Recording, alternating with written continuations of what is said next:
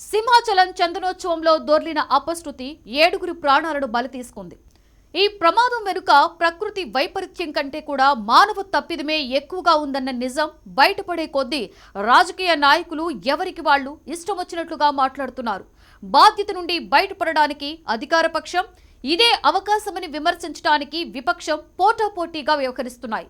ఏర్పాట్ల మీద 5 మంత్రులు సమీక్షించారని చెప్పుకున్న ప్రభుత్వం ఇప్పుడు అది ప్రకృతి వైపరీత్యం ఫలితమంటోంది. తప్పు తేల్చడానికి కమిటీ వేశామని అధికార పక్షం, నిర్లక్ష్యమేనంటూ విపక్షం ఈ ఘటనకు రాజకీయంగా తీర్పు చెప్పే పనిలో పడ్డాయి.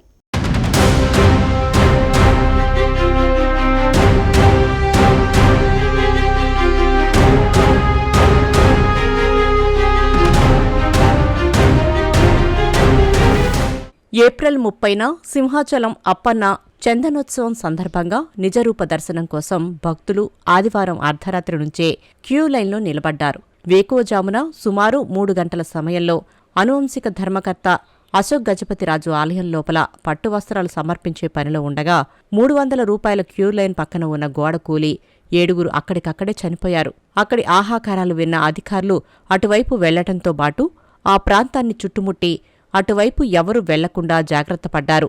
అయితే పట్టు వస్త్రాలు సమర్పించే కార్యక్రమం కవర్ చేయడానికి వచ్చిన మీడియా అక్కడి అరుపులు, జనం పరుగులు చూసి అప్రమత్తమైంది. అధికారులు అక్కడే ఉండడంతో సహాయక చర్యలు కూడా వేగం పుంజుకున్నాయి. ఏమైనా 7 ప్రాణాలు గాలిలో కలిసిపోయాయి. దీంతో ప్రమాద కారణం మీద విశ్లేషణ మొదలైంది. నిజానికి చందనోత్సవ ఏర్పాట్లను ఈసారి 5 మంత్రుల బృందం సమీక్షించింది. సామాన్య భక్తులకు ఎలాంటి ఇబ్బందులు కలగకుండా గతంలో ఎన్నడూ లేని విధంగా 5 మంత్రుల బృందం ఈ చందనోత్సవం ఏర్పాట్ల మీద సమీక్షించారని 4 రోజుల కిందటే హోంమంత్రి అనిత గుర్తు చేశారు. ఈ ఏడాది స్వామివారి చందనోత్సవానికి సుమారు 2 లక్షల మంది భక్తులు వస్తారని అంచనా వేస్తున్నామని కూడా చెప్పారు. పైగా ఎన్డీఏ ప్రభుత్వంలో ఇటువంటి వివిధ ఆలయాల్లో ఉత్సవాలను విజయవంతంగా నిర్వహించామని ఏప్రిల్ 27న అనిత చెప్పిన విషయం తెలుగుదేశం వెబ్సైట్ వార్తల్లో కూడా ఉంది.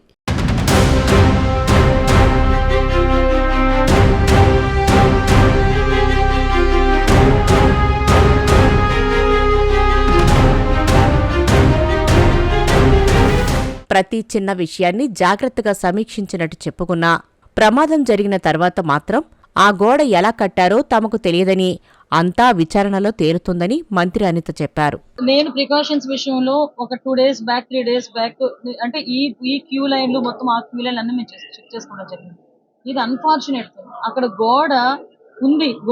ఆ గోడ పిల్లర్ తో కట్టాడా, సిమెంట్ తో కట్టాడా, బ్రిక్ తో కట్టాడా అన్నది ఎవరు కూడా మేము చూసుకోవడానికి మాట్లాడుతున్నాం.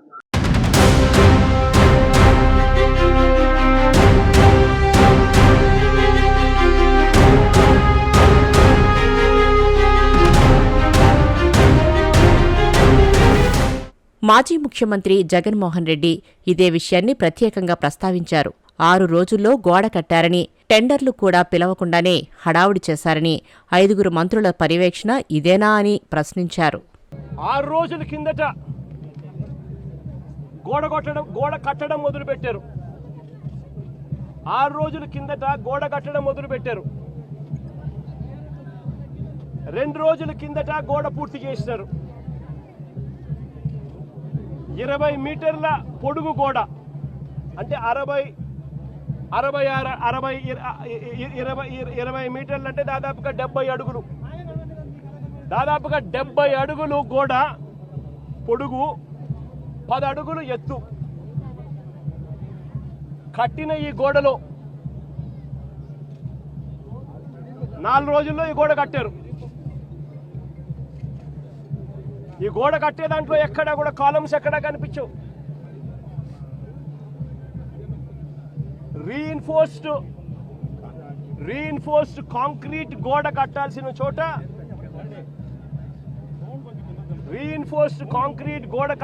చోట కనీసం ఎటువంటి టెండర్లు కూడా పిలవకుండా మంత్రులు పర్యవేక్షిస్తున్నారని అంటారు. 5 మంది కమిటీ సభ్యులు అంటారు. వస్తారు, పర్యవేక్షించినారు, చూసినారు, గోడ కట్టడానికి పర్మిషన్ ఇచ్చినారు. 6 రోజుల్లో గోడ కట్టారు.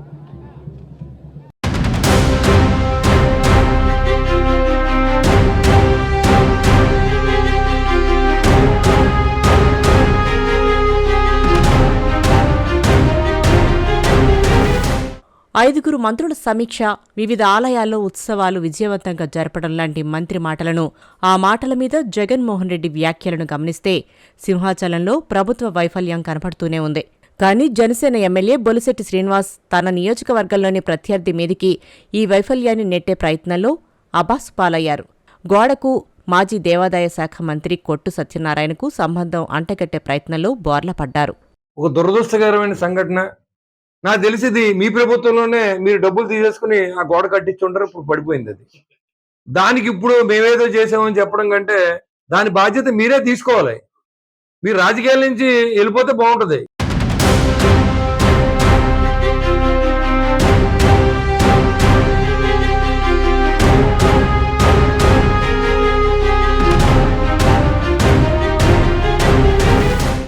ఇక మాజీ ముఖ్యమంత్రి జగన్ కూడా తక్కువేమీ తినలేదు.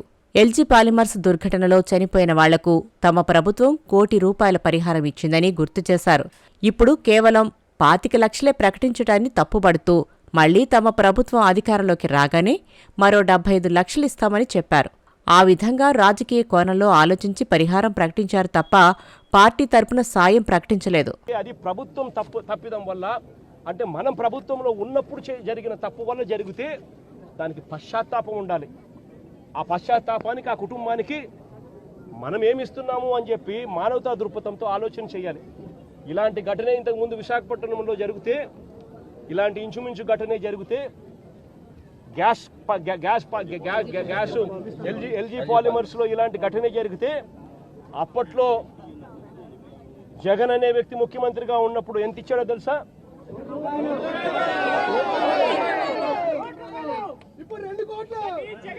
జగన్ అనే వ్యక్తి ₹1,00,00,000 ఒక్కొక్కరికి ఇచ్చి ఆ కుటుంబాలను ఆదుకున్నారు. ఇప్పుడు ప్రభుత్వం తప్పిదం వల్ల, ప్రభుత్వం చేసిన తప్పిదం వల్ల ఈ ఘటన జరిగితే అసలు ఆ కుటుంబానికి నువ్వేం చేస్తా ఉన్నావు అని చంద్రబాబు నాయుడు గారిని అడుగుతా ఉన్నా. ఒకటే చెప్తా ఉన్నా, వీళ్ళు ఇచ్చినా ఈకపోయినా కానీ చనిపోయిన ఈ కుటుంబాలకు గుర్తు పెట్టుకొని మళ్ళీ మేము అధికారంలోకి వచ్చిన తర్వాత ఈ కుటుంబాలకు ఆ ₹1,00,00,000 బ్యాలెన్స్ వీళ్ళు ఇచ్చినారు. మిగిలిన బ్యాలెన్స్ డబ్బు మనం ప్రభుత్వం వచ్చిన తర్వాత నేను స్వయంగా ఇప్పిస్తానని చెప్పి కూడా చెప్తాను.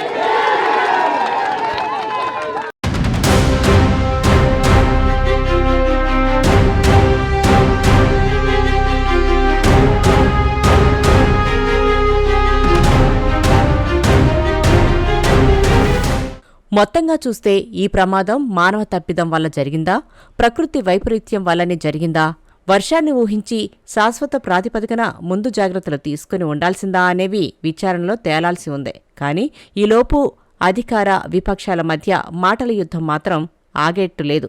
ప్రస్తుతానికి హోంమంత్రి అనిత ఈ మొత్తం వ్యవహారంలో జవాబు చెప్పుకోవాల్సిన పరిస్థితిలో ఉండిపోయారు. నేనే హోం మినిస్టర్ అయితే అంటూ ఒకప్పుడు సంచలనం రేపిన డిప్యూటీ సీఎం పవన్ కళ్యాణ్ సింహాచలం దుర్ఘటన విషయంలో ఆమె పనితీరును అభినందిస్తూ ట్వీట్ చేయడం కొసమెరుపు.